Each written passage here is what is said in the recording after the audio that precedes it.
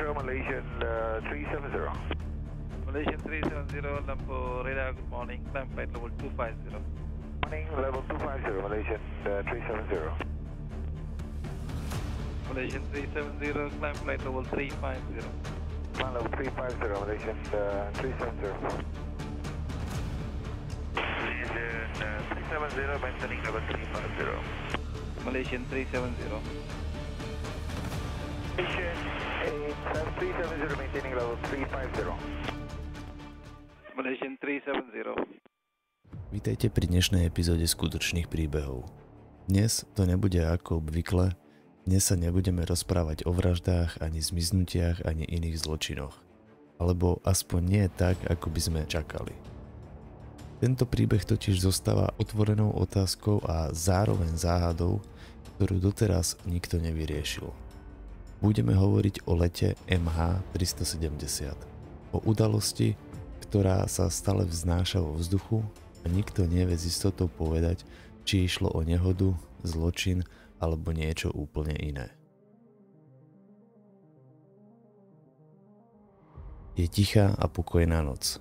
Na letisku v Kuala Lumpur práve nastupuje 227 pasažierov a 12 členov posádky do lietadla Boeing 777, letu MH370. Všetko sa zdá, že je ako má byť, lety ako tento sú bežné. Posledné pohľady, úsmevy, pozdravy a lietadlo sa pomaly presúva na dráhu pripravenú na vzlet. Niektorí z pasažierov možno pozerajú von z okien, iní už driemu alebo listujú v časopisoch. Ani len netušia, že za pár hodín zmiznú z povrchu zeme.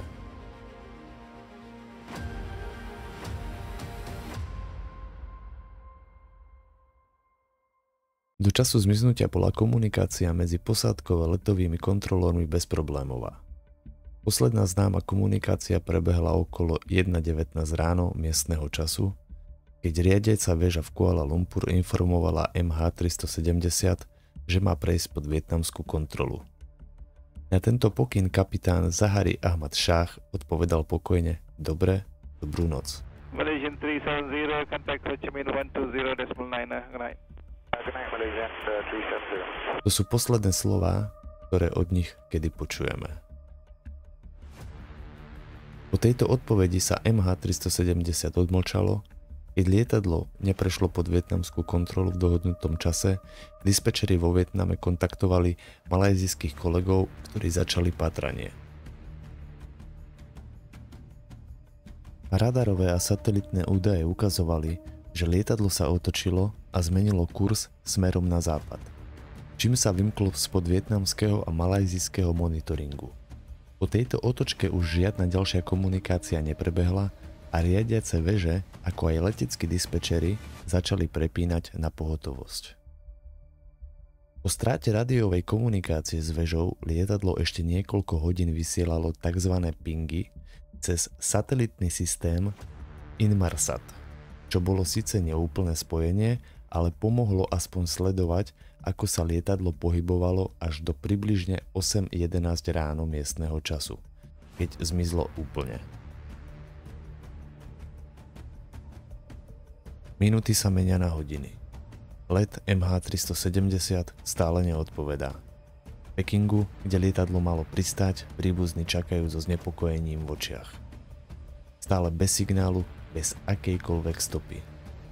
Jediné, čo sa nestráca, je pocit neistoty a paniky, ktorý sa šíri ako vlna.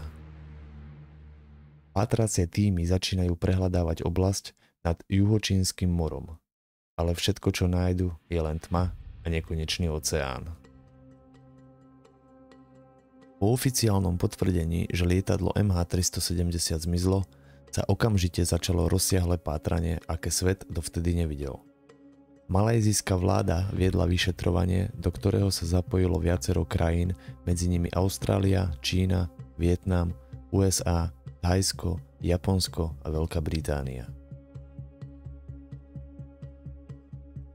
Po zmiznutí lietadla MH370 v skorých ranných hodinách 8. marca 2014 prehľadávali záchranné tímy najprv juhočínske more, kde sa lietadlo naposledy ozvalo.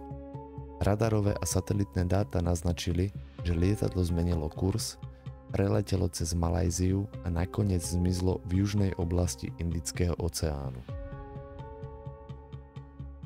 Keďže sa zistilo, že lietadlo po strate rádiového spojenia zmenilo kurz a odklonilo sa od plánovanej trasy, podozrenia sa začali sústrediť na možný únos alebo sabotáž.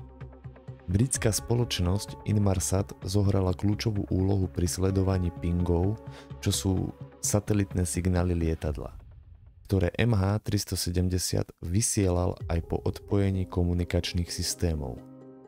Na základe týchto pingov Inmarsat vypočítal trajektóriu lietadla, ktorá naznačila, že MH370 mohlo skončiť niekde v južnom Indickom oceáne, ďaleko od bežných leteckých trás. Austrálska vláda prevzala vedenie pri pátraní v oblasti južného Indického oceánu. Pátranie zahŕňalo lietadla, lode, podvodné sonary, neskôr aj podmorské roboty. Oblasť, ktorú bolo potrebné prehľadať, bola obrovská, tisíce štvorcových kilometrov hlbokého oceánu bez akýchkoľvek známok o lietadle. Napriek všetkým technológiám a úsiliu pátranie neprinášalo žiadne výsledky. Po viac ako roku pátrania sa pátrace týmy začali cítiť bezmocne, až kým v júli 2015 nebola objavená časť lietadla na ostrove Reunion pri Madagaskare. Tento kus, známy ako Flaperon, bol overený ako časť MH370, čím sa potvrdilo, že lietadlo sa skutočne nachádza niekde v južnom Indickom oceáne. Počas nasledujúcich rokov sa na pobrežiach východnej Afriky našli ďalšie kusy lietadla, avšak hlavná troska lietadla a čierna skrinka zostávajú neobjavené. Do pátrania boli zapojené rôzne organizácie a odborníci z celého sveta. Malajzijské úrady mali na starosti vedenie vyšetrovania, komunikáciu s verejnosťou a koordináciu medzinárodnej spolupráce. Austrália viedla pátracie úsilie v južnom Indickom oceáne. Britská spoločnosť Inmarsat poskytla kľúčové satelitné údaje o trajektórii letu, na základe ktorých sa pátracia oblasť presunula na juh.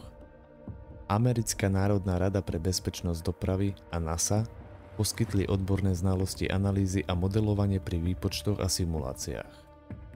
Francúzske námorníctvo a letecké sily zapojili sa pri analýze častí trosiek, ktoré boli nájdené pri pobreží Afriky.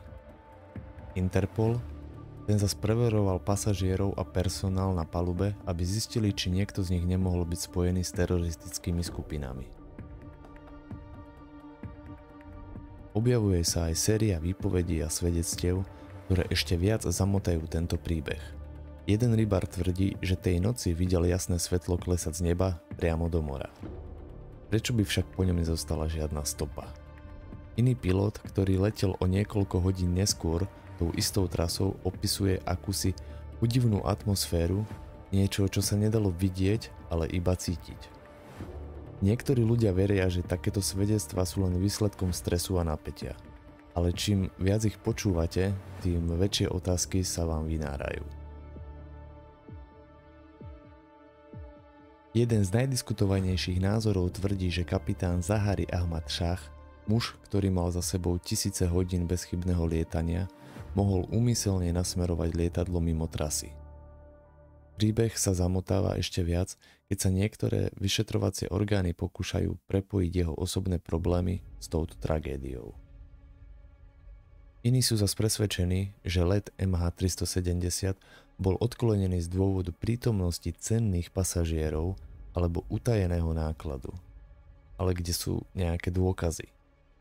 Niekto tvrdí, že by sa takéto stopy dali utajiť iba za cenu rozsiahleho sprisahania a možno za účasti viacerých vlád. Niektorí odborníci zase hovoria o technickej poruche, požiari, ktorý by vyradil elektroniku. Ale aj pri takomto scenári by posádka mala aspoň pár sekúnd na vyslanie SOS signálu. Ale znovu sa tu naskytuje otázka, kde sú trosky lietadla. Podľa ďalšej teórie sa lietadlo mohlo dostať do vojenskej zóny a byť zostrelené. Všetko sa mohlo stať v priebehu pár sekúnd. Ale znovu je tá otázka, kde sú trosky lietadla? Ale tento záhadný príbeh nie je len o konšpiráciách a technických problémoch. Sú tu rodiny, ľudia, ktorí stratili svojich najbližších a zostali v tme. Jeden z príbuzných povedal, pre nás je to nočná mora, ktorej sa nemôžeme prebudiť. Matka, ktorá prišla o jediného syna, každý deň prosí o odpoveď, ktorá stále bohužiaľ neprichádza. Len si to predstavte. Tá bolesť, tá prázdnota, ktorá sa nedá ničím zaplniť. Tak aj po 10 rokoch od zmiznutia letu MH370 sme stále bez definitívnej odpovede. Možno sa nám už nikdy nepodarí zistiť, čo sa naozaj stalo. Ale táto záhada tu zostáva, s ňou aj otázka, ako je možné, že lietadlo plné pasažierov jednoducho zmizne. Moderná technológia, satelity, nepretržité sledovanie a predsa zostáva toto zmiznutie zahalené tmou. Kto vie, možno je tento príbeh len začiatkom niečoho, čo stále čaká na svoje odhalenie.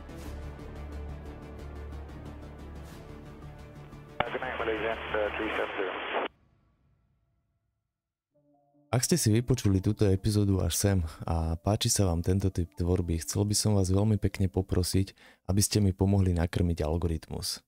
Každý like alebo odber pomôže tomuto kanálu rásť a dostane ho k ďalším ľuďom, ktorí o takéto príbehy by mohli mať záujem. Ak sa rozhodnete nekliknúť ani na jednu z týchto možností, som vám aj tak vďačný, aspoň za to, že ste si túto epizódu vypočuli alebo pozreli až do konca. Vaša podpora, akákoľvek malá, pre mňa veľmi veľa znamená. Ak vás táto epizóda zaujala a máte aj svoj názor na to, čo sa mohlo stať, zanechajte komentár. A nezabudnite, môžete ma sledovať už aj na Instagrame, kde môžete vidieť zákulisie podcastu a vopred sa dozviete, aká epizóda sa práve pripravuje. Ďakujem vám a teším sa na vás pri ďalšej epizóde.